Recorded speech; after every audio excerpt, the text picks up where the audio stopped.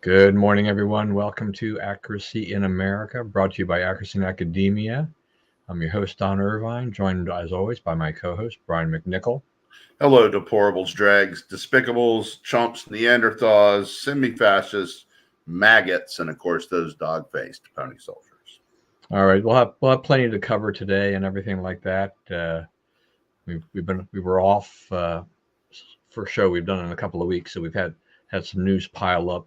We'll we'll go through whatever we can get through, and but lots of interesting stuff. Start off though, with the standard kind of weather situation here. We've got quite a heat wave. I was just on a road trip with my wife that she highly encouraged me to go on. It wasn't something I was planning as of say Friday, and we left Monday. I'm not even sure I was ready on Saturday or Sunday for this, and everything like that. But we drove from here to Pennsylvania to New York, and then over to Ohio, and then back to visit some what we call church historical sites. But it was about 1,100 miles all told from start to finish that Wow. we did in 2 days.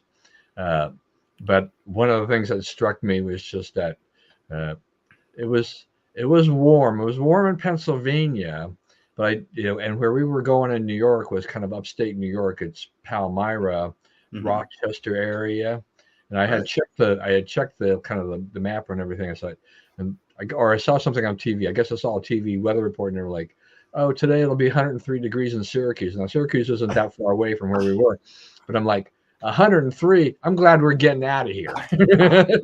Wow. Even if it's close to that, it's like I want to be out of there. And yet we wind up driving from, in essence, from Rochester area to a town called Kirtland, Ohio. And I don't know what the temperature was, but the heat and humidity reminded me of here. And I know here, at home, you guys have had some pretty good heat and humidity, but it was like, there's some outside walking, and we're like, I got to a point where I said, I'm not doing, even when the cloud cover hit yesterday afternoon, I'm looking at my watch and I'm thinking like, I want to get back home. And we got to do a little more walking outdoors. And this is going to take maybe, I'm like, I'm done. I had to kind of convince my wife that this was it, which was to me was funny because when I told her we were going to go to this particular point of this place, she was surprised that I wanted to go there.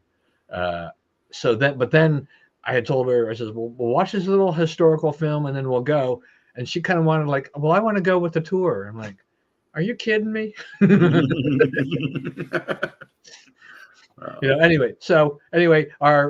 our meals, we talk about, this is that whirlwind trip, as you can imagine. I mean, we basically spend a night in a hotel. Uh, we eat Kentucky Fried Chicken, which was right next door for dinner.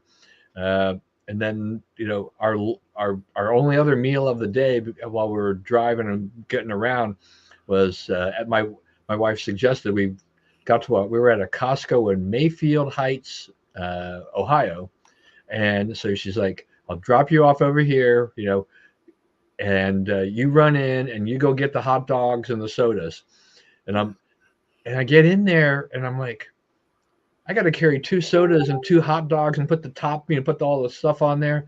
I'm like, this is going to be kind of fun. And then she calls me. She goes, "Are you going to be okay carrying that stuff?" I'm like, "Yeah, we should have thought about that beforehand, maybe." And then I'm walking Very. outside. And I'm like, she told me where she was, but I couldn't hear her well. I remember her saying handicap, and I go one way and she's at the other one. And anyway, we everything worked out just fine, and we ate the hot dogs in the car so we could drive up. We could start the drive, the big part of the drive back. Uh, but I just kept thinking, it's like, man, yesterday we were just absolutely melting for just short spurts of time in the sun. Uh, and I can handle some of that, but my wife has a much harder time with that. So it's like, I know when I get to a lot of heat and humidity, I don't necessarily have to have a hard time convincing her to be inside, get in the car, do something, there that where you're out of the heat and humidity. But it's pretty brutal. And I'm looking at the temperature, weather forecast for the next week or so, and I'm like, Oh, okay. I'm not sure when I'm going to cut the grass right now. Yeah, it's pretty rough. We have to have outdoor practice tonight because Ooh. all the gyms in the county have been closed Monday, Tuesday for the election, and then today for Juneteenth. So there's no gyms available. So we'll be out on the blacktop starting at 7.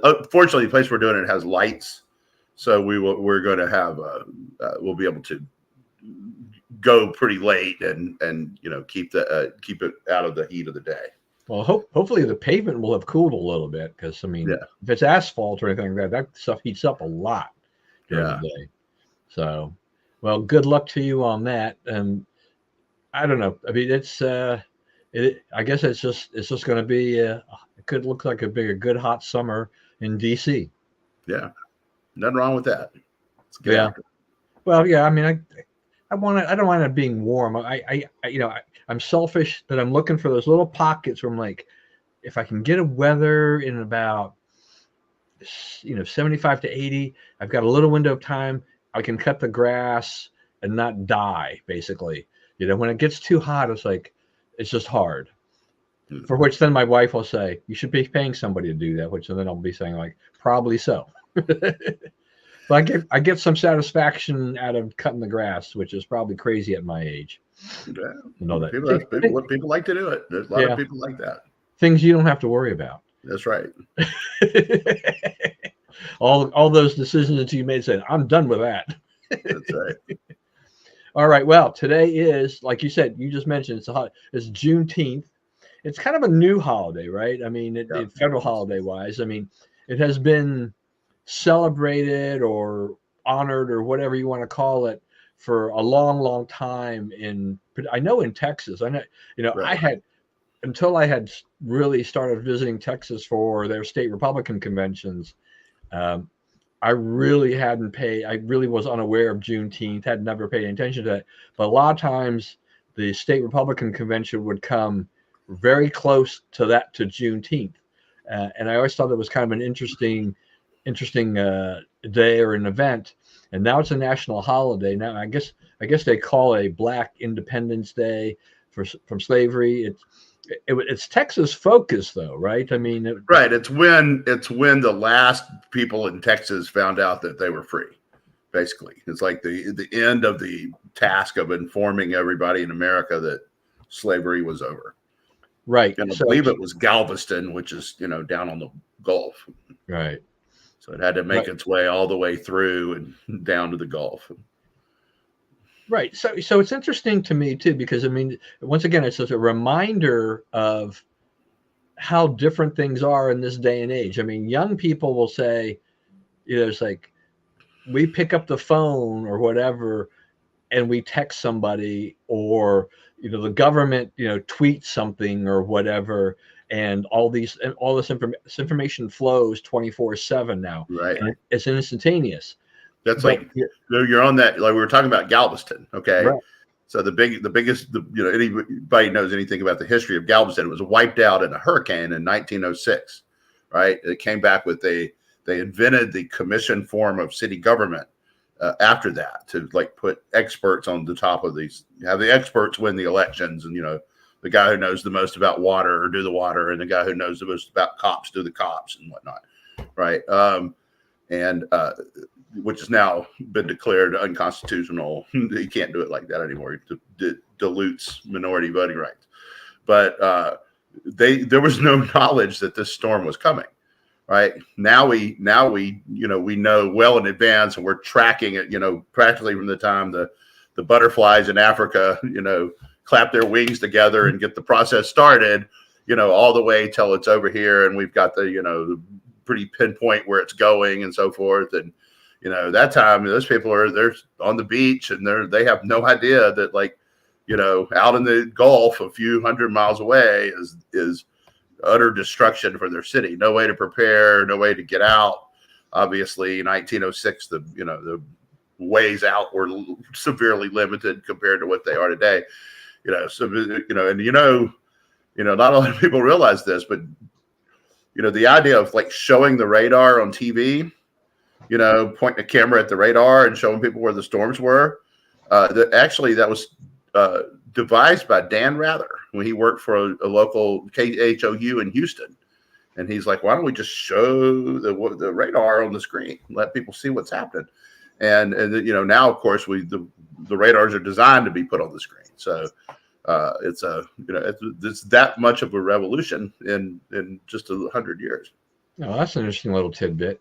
But and then we talk with the Juneteenth and this whole deal about slavery. I mean, this is Abraham Lincoln Emancipation Proclamation, which I guess was supposed to take effect in January 1863, but it was about 900 days or thereabouts before it got to the final point, right? Yeah. So this is how slowly information, how long it takes in that kind of an era to get information out. Because how do you do that? How do you go from one part of the country to another quickly? There really isn't a fast way compared to today. As I said, today we're so spoiled by the instantaneous method of getting things. I want my information. I want my information now. Yeah, the Battle of New Orleans was 3 weeks after the war ended. Yeah. They just didn't know. They're out there battling their butts off. It's no war. And in Louisiana, one more Louisiana thing. The Civil War, the North won, but the campaign, what they call the Red River Campaign, to take Louisiana and keep Texas out of the war, which was a critically important thing for them, was while the Texans get in, it could have been a different deal and so forth, was an utter failure. The South beat them soundly in almost every battle. And when the war ended, the South had to go find the North hiding deep in the woods in order to surrender. It's like, no, you don't understand what we're here. You're not going to believe what we showed up for. You don't need a gun. Yeah, that's right. Dan Rather is in his book. That's how I got it. He may be lying in his book. Yeah. Okay. Yeah. Take that, everybody out there. Take that with a grain of salt. The book is "The Camera Never Sleeps," and it's an old book. And there's a lot of journalism history in there. It talks about the Zapruder film and stuff. It's an interesting book. Yeah. No, I mean, now when you just bring up that whole thing about the Battle of North, it does, the thought comes to my mind too on World War II. How many stories did we hear, where you have those Japanese soldiers that were hiding, right? Yeah. And they didn't know the war had ended. Yeah. But, 30 years and so forth. They come out. I mean, it's okay. That is, when I heard those stories, I thought, this just seems unfathomable. I mean, we don't, the communications in at that time were obviously much better than they were 100 years before or thereabouts, but they're not anywhere near what they are today. But if you're in a remote area like this where these people were, how do you do that? I mean, you have it's kind of like that. You have to go through jungles. You have to go seek them out and try to figure that out, or you just stumble across them, right? Yeah. And say, "Oh no, hey, look! It's over. You can go home now." That's right. That's right. I don't know if you have anybody. The other thing is, you're that soldier, right? You've been in those woods for 20 years, and someone tells you that. Like, do you believe it? Are you ready? Yeah, I'm going home. This is great. I mean, I would be. It wouldn't be unusual to be a little distrustful. Okay, so this is something I have no knowledge of. This is just off the top of my head. So, and it's probably been mentioned somewhere before. It's like, so if you've been out, if you were there, 20 or 30 years after the war ended, and then you were just discovered, you didn't know anything, and then you return home, does the government give you pay to the time you came home or to the time the war ended? Do you get anything? You should get. I mean, that'd be a nice stack of cash. 30 years pay at one time. Do you start off somewhat destitute? I think the Japanese people would give them something to start off with. I would just find that can be uninteresting. But can you think, oh, okay, well, we've never run into a situation like this. He thought he was still in the military. I mean, even 5 years of back pay would get you. Yeah, give them something. Got a place to live. Right. Give them something. so I saw something that came across the news, and I didn't look too deeply into it. So Vlad and Kim Jong Un have gotten together and agreed on some kind of pact. I guess that they're Kim Jong Un is officially supporting, I guess, or whatever you want to say. Putin's Russian position in Ukraine. I don't really know if that really means anything, or that this changes anything, except it's more out in the open than it was before. Or some what's going on. The North Koreans are interesting in selling bombs and bullets. And so, we're trying to cut the Russians off from supplies, that kind of stuff. And there's the Ukrainians even have actually had some success, bombed some factories and so forth, and just attrition. The Russians have had to use a lot of military stuff, ammunition, weapons, and whatnot to prosecute the war, right? So it does help marginally there, but it's more showing, solidarity on the other side. There are people behind him. It's mostly, we're going to deepen our involvement with each other. It's not good news for us. But I mean, things like that are going to happen because we have an historically weak president. I mean, it's interesting what's going on now. There's this gaslighting about what happened to Biden in Europe, right?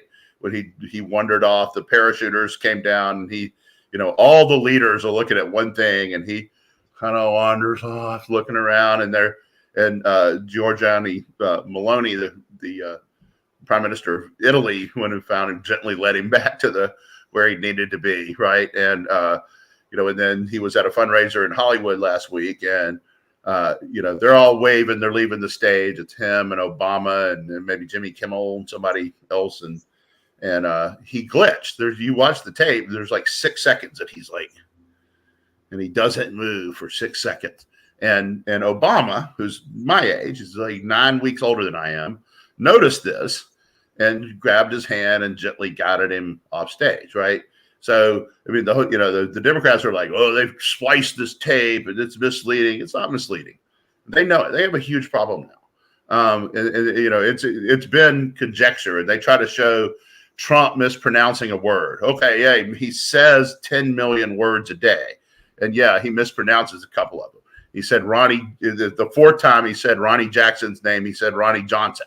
Oh no, he's just as bad. He's not just as bad. We're watching this on video, and everyone knows, right? Some people at 81 are completely vim and vigor and totally capable of being president, and some are not, right? And some are just they're over the hill at 81. So and that's what it looks like for Joe. And he had a lot of strikes against him before in this campaign, but this might be the last couple of weeks might be the death blow. You cannot.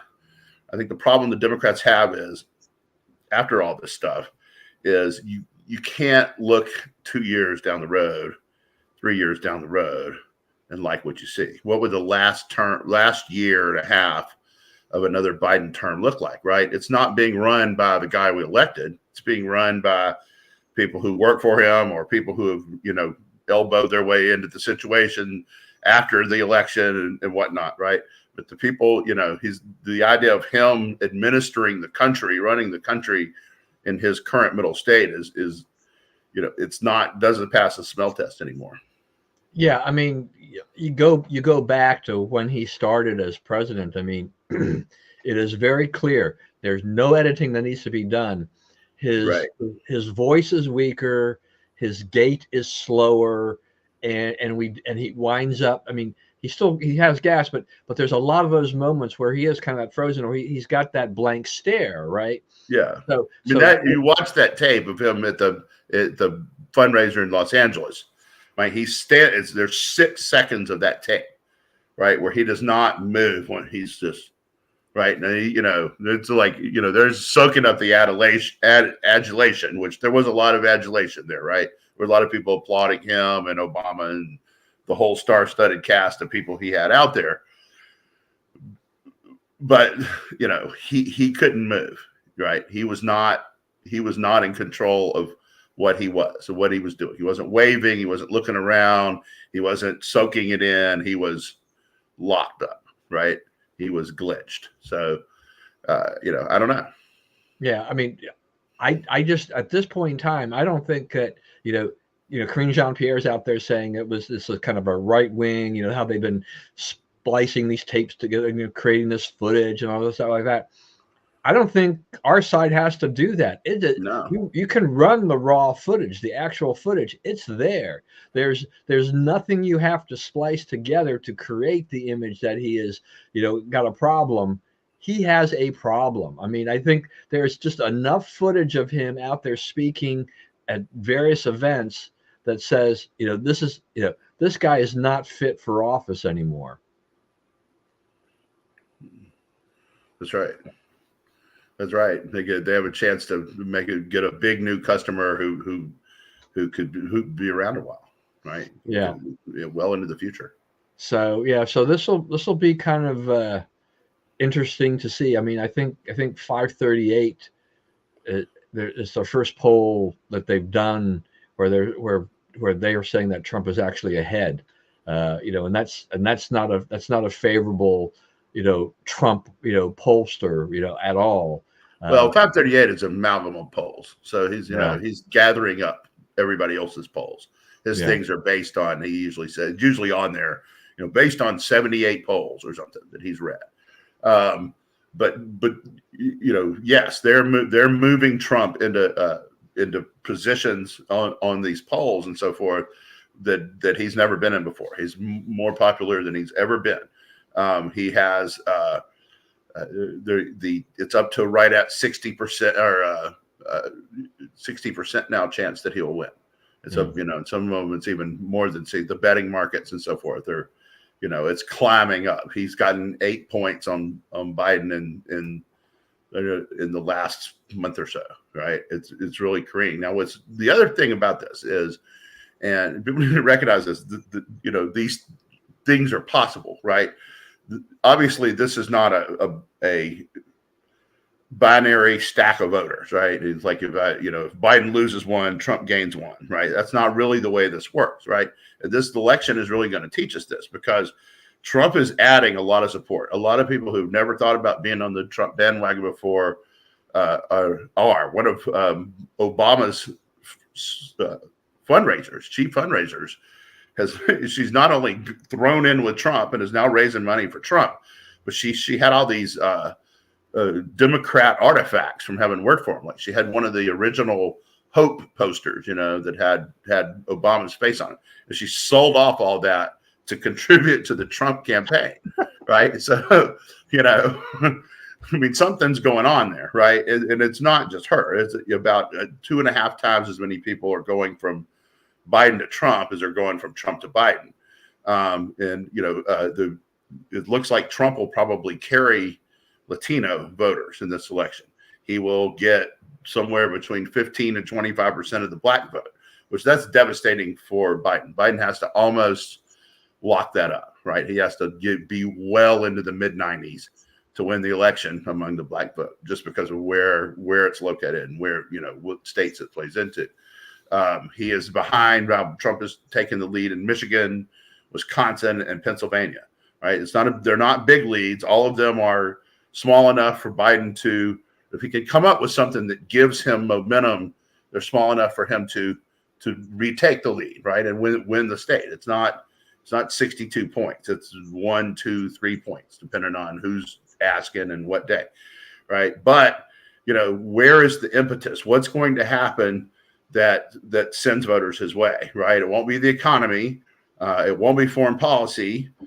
He's on the wrong side of the main stuff there, and they're doing things like letting even more illegals in and making all their spouses legal and establishing a path to citizenship for people who snuck in the country illegally, right? These are things you're poking your finger in the eye of a lot of not necessarily conservative voters. They weren't going to vote for you anyway, but there's a lot of people looking around and saying, this level of immigration is not healthy for the country, right? You're trying to load in voters for the next election, but we have welfare cases, we have crime in the street, and there's a big argument now, of course, about their crime stats, and the Democrats are like, wait a minute, crime, the FBI says it's way down, right? Because New York, Los Angeles, Chicago, Baltimore, Memphis, New Orleans, St. Louis are not reporting crime stats. You take New York, Los Angeles, Chicago, Boston, Baltimore, Minnesota, Boston, St. Louis, out of the crime stats, the crime stats look better, right? That's where a lot of the crime is. So, and the thing about it is too, is when they say these things now, their credibility is so shot that everybody goes, that's a lie. I mean, they don't even think about it. So that's a lie, right? There's like, it's not, did they manipulate the stat, but how did they manipulate the stat? Yeah. The black vote. I mean, I saw something as I was kind of running through some things that CNN's Harry Enton was basically said that he was speechless about this loss, the erosion of support, the black vote from Biden. That Biden has lost a pretty good chunk of that, and that's like you said. I mean, and that's the danger. I mean, Trump eating into the Latino vote and the black vote is a big problem for the Democrats, and the Democrats know it. But what are they going to do? They've got Kamala. They don't have anybody else. They're stuck with this guy, and so it's just it's going to. Their move yesterday was to bring a tranny to the White House and put him at the podium. Seriously, right? Some guy in a dress with a beard. And there's a big production of Kamala answering the door, letting him in, and they all hug, and it's such a happy moment. And America's saying, man, we got some pretty serious problems, and the people in charge of solving them, this is how they're spending their days, right? I mean, whatever you think of trans, right? That is not the pressing need at this point. I'm just going to straight up say it. So you have this kind of things, right? They're stepping on their own messages right and left, and he can't get out of his own way. Everything he tries to do produces some of these moments that go viral. Yeah, well, Scott Jennings, he worked for Cruz, who he is. He's on CNN now. He says that he thinks 46 to 48 states may be in play. So this could be a Carter Mondale level wipeout, is what he's saying. I don't know about that. But that would be something. I mean, if Trump gets something like that, we will never hear the end of it. Right, that's right. And here's the thing about it. So you had another thing on your list was talking about Hung Cao. Yeah. And before anybody starts giggling, Hung Cao is the Republican candidate for U.S. Senate from Virginia. He's running against Tim Kaine, who was Hillary's running mate. The Virginia primary was last night, and he defeated, among other people, my friend Scotty Parkinson, who I worked with at Heritage. He was one of the candidates. He ran for Congress against Wexton. He barely lost in Virginia 10. He had a lot of support too, all up and down the district, from the top of Loudoun to Fauquier County or wherever it ends down there. Because we were out in that part of the world doing basketball stuff a lot, and it was really littered with his signs. He had tons of signs.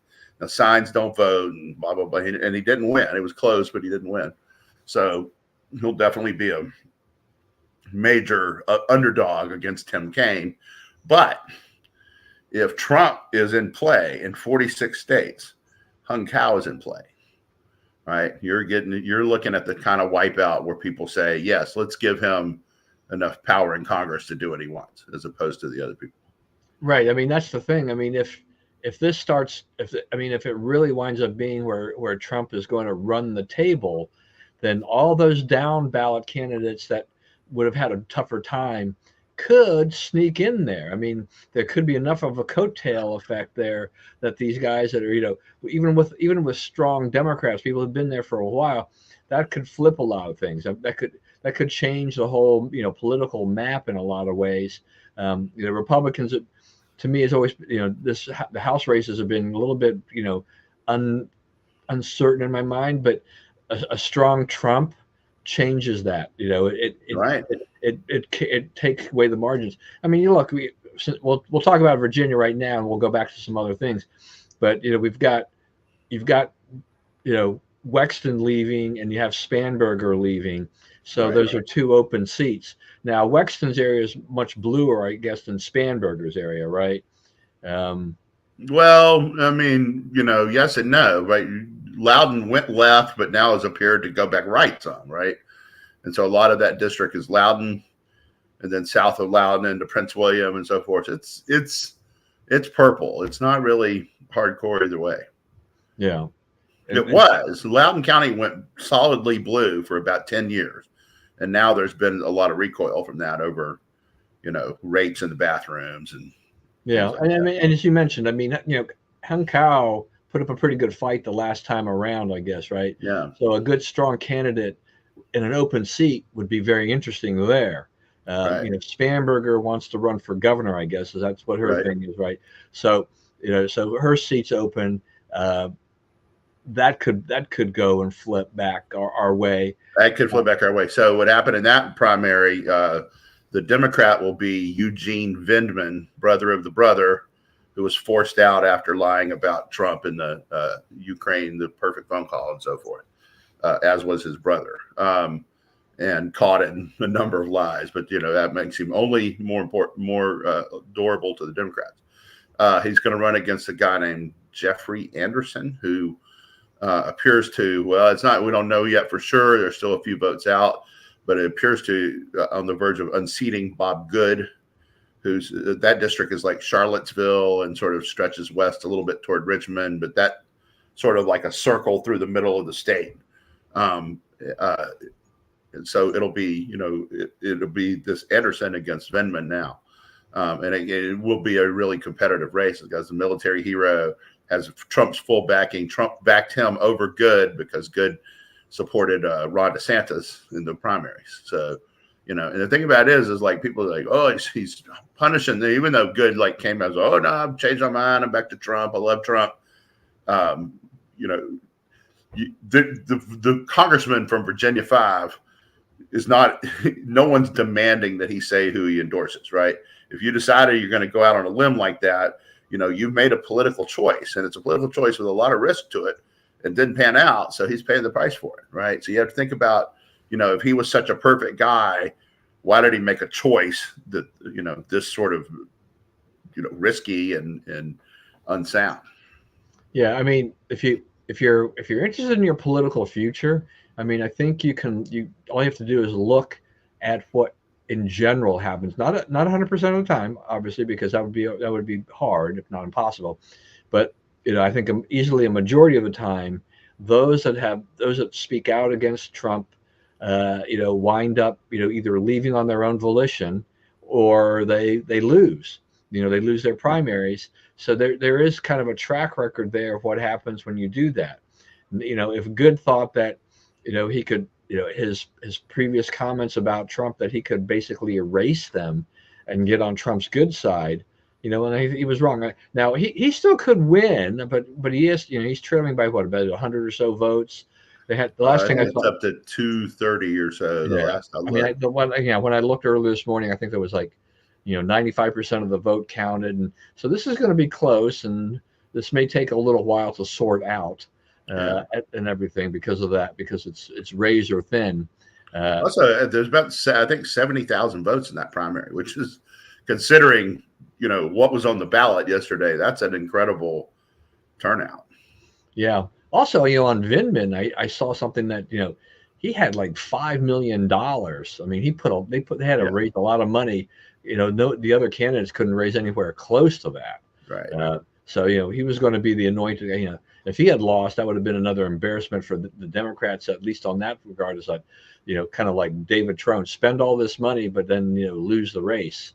Yeah. Not good for you at all with that. So yeah, I mean, Virginia. I mean, that's kind of an interesting thing. I mean, so that shows there's still a few of those primaries that are out there that could have an impact on the elections here, the 2024. Who controls Congress? Who controls the Senate? Who knows? I mean, these are things that you have to think about going forward. In November. Going back here, I think if I'm correct, so I think the hostage rescue occurred after the last show we did, right? I think so. Yeah, I think so. That was that was a very daring rescue. The Israeli Defense Forces, I don't know, I've always held them just an amazement in my, from a young age. You kind of remember the whole the raid on Entebbe and everything like this, and it's just they really they got in there, and they lost, I guess, their commander or whatever, but they completely surprised the enemy. They did in the middle of the day. They went into this complex and they got these people out. And this is why they have to keep pushing. This is why Israel has to keep pushing, because they can do things like this. Whereas, Hamas is like this, they're just talking, they're just flapping their tongue, blah, blah, blah, blah. Yeah, we want to settle this, and we want into this. No, you don't. You want a complete takeover. You want the elimination of Jews in Israel. You have no interest in what real peace would be like. So Israel has to go and end you, and they also have to go get their people back. And that was, and the left, of course, their reaction is, oh, the civilians that were killed, and all this kind of stuff. According to the Gaza Health Ministry. Once again, right. The Gaza Health Ministry. Can't get over that. Yeah, that wonderfully reliable source of information. So no reason to lie. No reason. None. And what's your take on all that? Anything? Well, there's a story in the Post this morning that Israel is saying that they are getting close to finishing the phase of wiping out Rafah. There were supposedly 5 battalions of Hamas soldiers, and 4 of them are liquidated, and they're working on they've gotten about 30% of the last one. And that's what they're doing, is going around and hoovering them up. But some of those guys, they've slipped off to northern Israel, and they're bombing from the north. Israel, is still being attacked. October 7th is still going on. There's still rockets landing in Israel, still terrorist attacks. There's still stuff happening into Israel. So, it's like, they should stop shooting because the other guys did. That's not true. The other guys continue to provoke. So, I think Israel's on the right track. I think that, Netanyahu accused the Biden administration of withholding some weapons, and the Bidens are adamant that they did not do this, and they are canceling meetings with him and so forth. And so, I'm not sure that the left hand always knows what the right is doing over there anymore. I think that they're, when there's a vacuum of power, right? When the person in the middle, the person who's supposed to have the power, is not really capable of exercising it, then everybody has the power, right? And then you have, people operating their own little governments as they see fit. Yeah, not what we voted for. Yeah, and I mean, I think that rescue, that's a big. Isn't that a big plus for Netanyahu? I mean, shoring up with support in Israel and everything like this. I mean, we have Benny Gantz, who resigned from the war cabinet, and everything makes him. Well, Benny's a dove, right? He doesn't want to fight anymore, right? Right. He doesn't, and he wants to be prime minister, right? He wants to rule the country, so he has an agenda anyway. But you have this daring rescue, and it's just unmitigated success.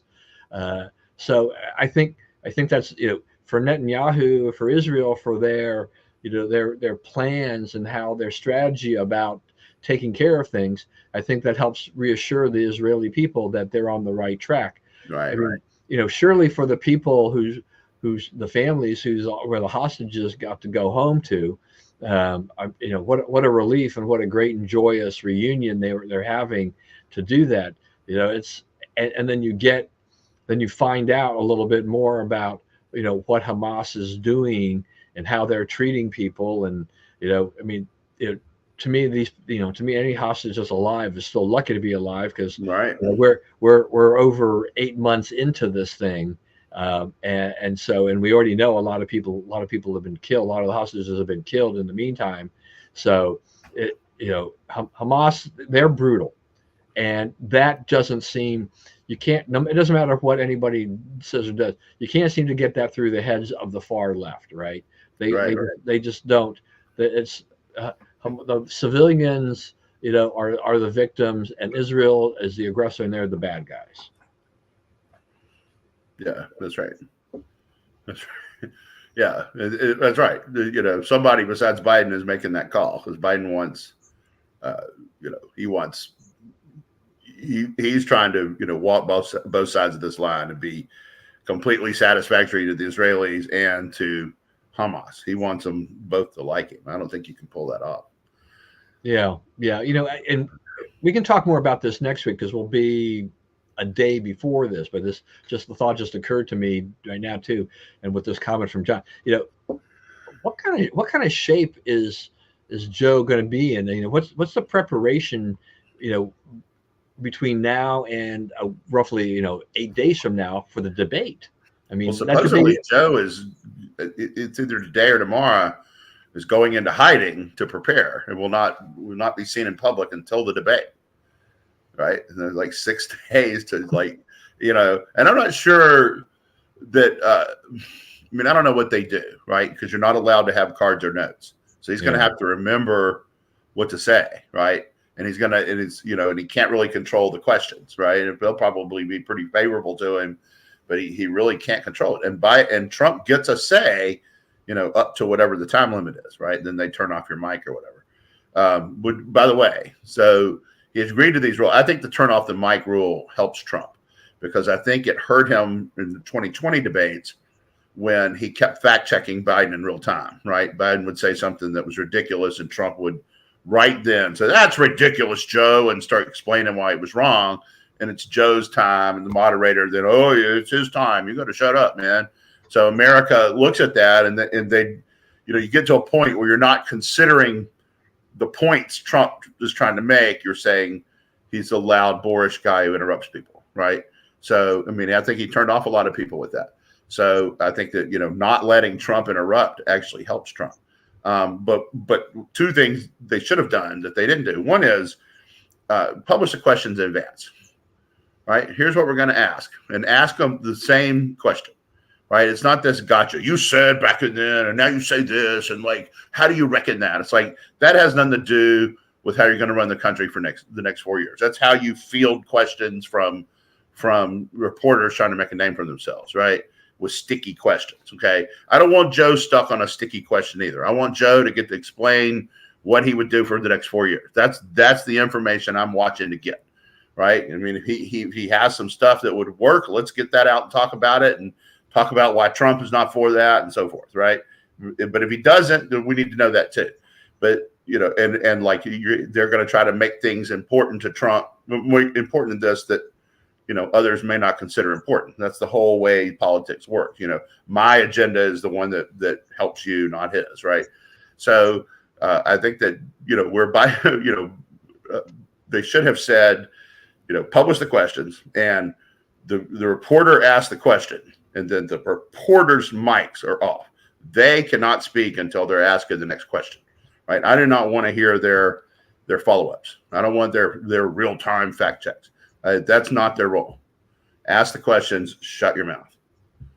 Yeah, that would be interesting because it would give both sides a chance. They would have a different kind of preparation. They would know exactly what's coming. Right.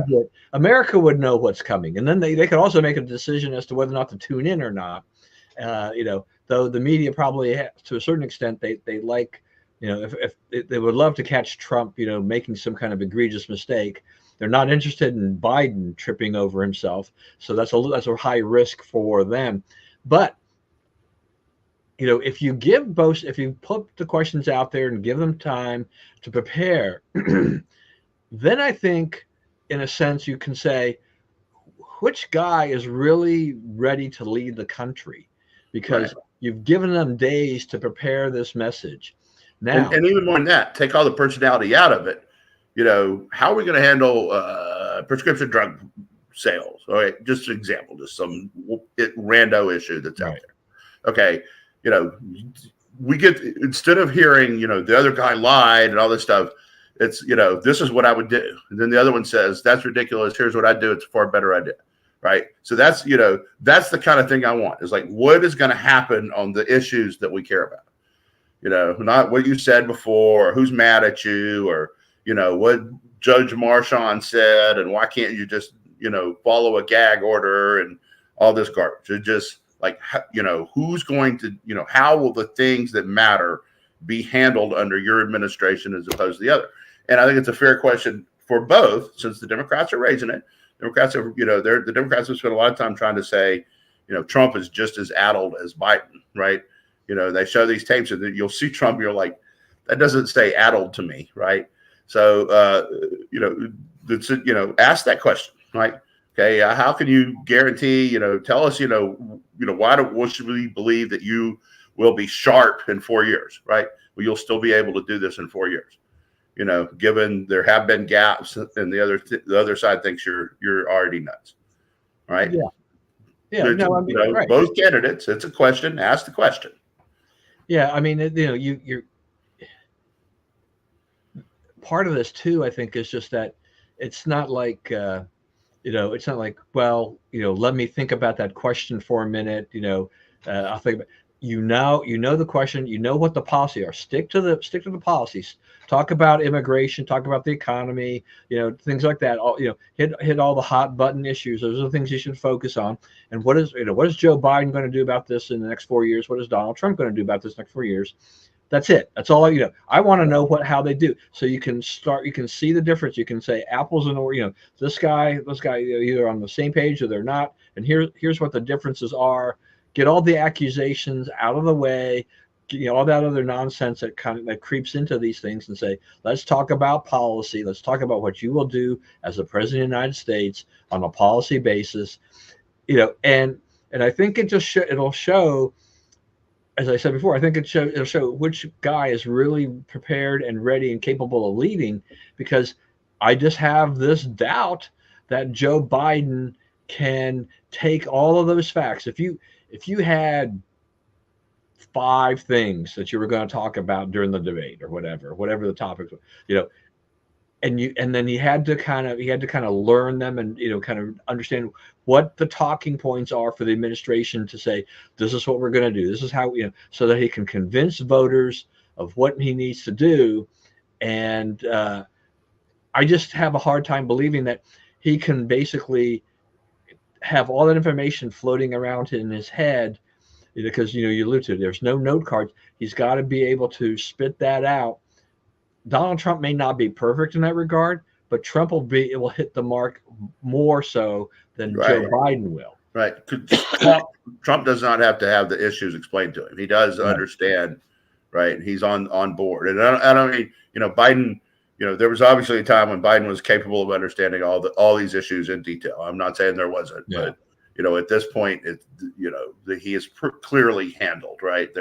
They've clearly, like, throughout his administration, question number 4, Lori Jones, AP, and he has the question, right? And he has the prepared answer. It's all set up in advance. So, you don't have that now. He's going to have to stand alone and do his thing. And, I don't know if you saw this. There was, Trump gave a speech yesterday in Racine, Wisconsin. And the people, the Trump campaign was tweeting out the speech as it went along, right? Live tweeting it.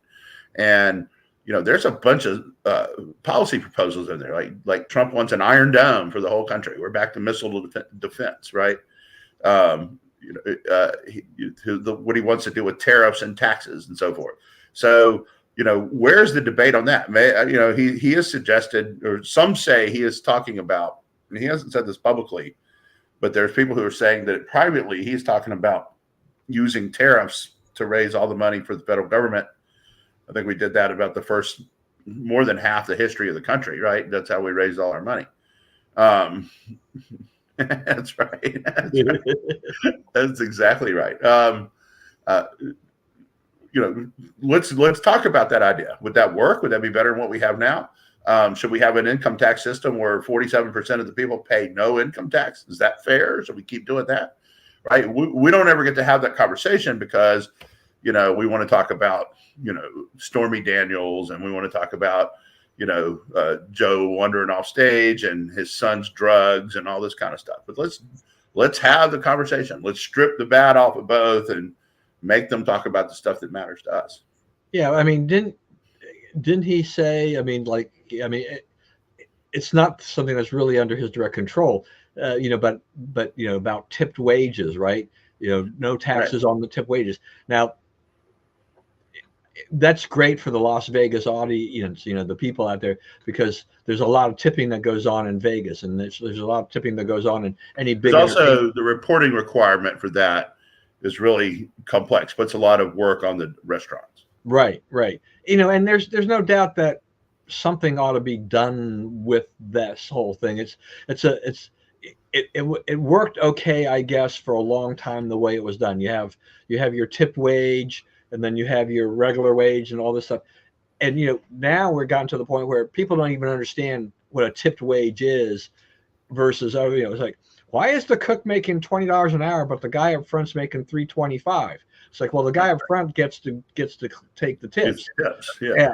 And the restaurant is required to hit minimum wage, and make if there should be any shortfall and everything like that. But you do become, I mean, I don't mind the tipping culture in general, but I understand there is a heavy burden on the restaurant of trying to track all this stuff. I mean, cash tips, I mean, they still do exist and everything like that. It's just right. The tracking was a bear. I mean, it's I think with Trump, it's kind of like, he keeps doing this, and he did this as president. I mean, he threw a lot of things out on the table about the taxation, the way that we run the tax system in America, and it needs to be fixed. It needs to be reformed. It's a mess. Right, he's right about that. So this particular proposal, but see, that's a good example though.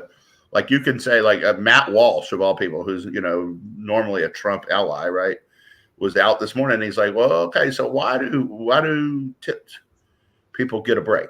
Why does their income not affect it? And what kind of sense does that make? So let's push back from the right on it. It's an interesting idea. I don't think many people have given it a whole lot of thought. Like, what would it mean fiscally to the country and so forth? But let's have that debate. Let's talk about it. Instead of crackpots launching their deal, let's have a real conversation. Maybe that is a good idea. Maybe it's not. Yeah.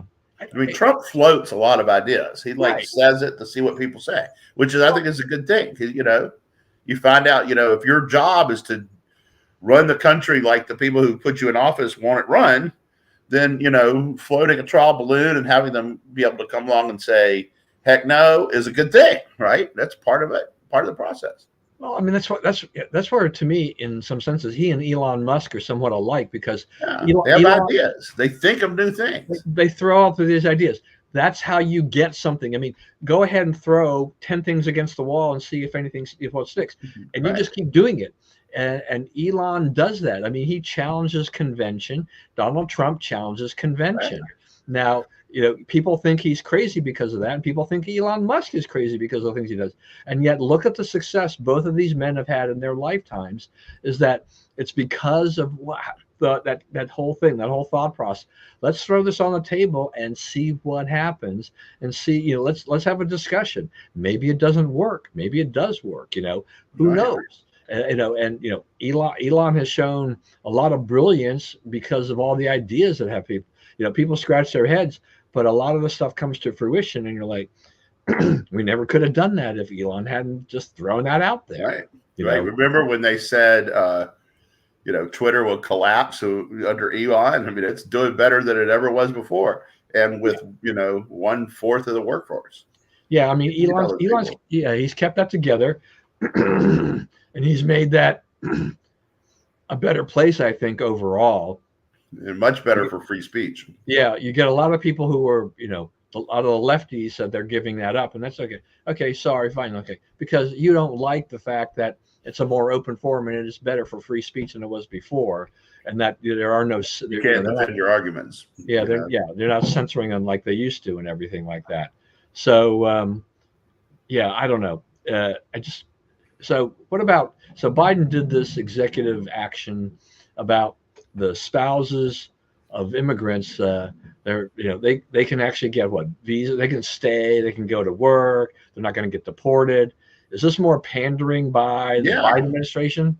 Yeah, that's it. That's another one. It's like, okay, what's the rationale for that? You're encouraging criminal activity, right? You're incentivizing criminal activity.